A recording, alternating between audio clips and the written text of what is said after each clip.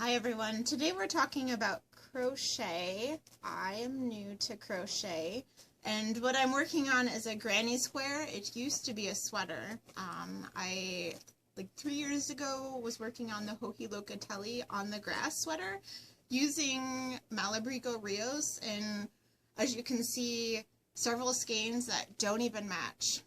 The pattern had a lot of textured stitches up at the top, so I was able to take skeins from my stash that I had already and just buy some new ones, and it wasn't really gonna matter.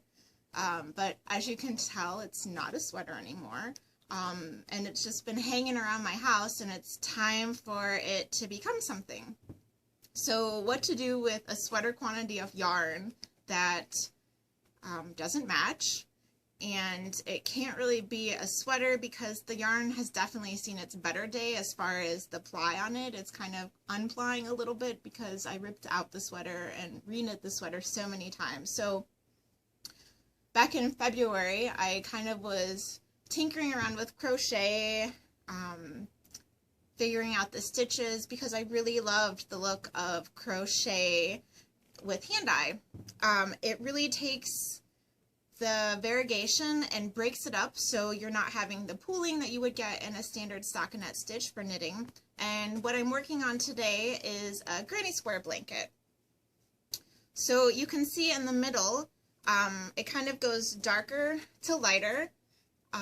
You can definitely see that there are some difference in coloring, but I think it does a wonderful job at breaking up the difference in skeins and the coloring on all of them. So a couple of frustrations I've had as a new crocheter and granny square knitting, not paying attention. The pattern is a double crochet 3 times into 1 loop, and I've been having to really pay attention with regards to actually doing 3 double crochets in 1 loop.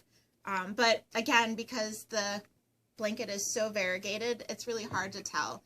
So if you find that you have a lot of skeins of the same colorway that aren't really the same colorway, I would highly recommend looking into knitting a granny square blanket.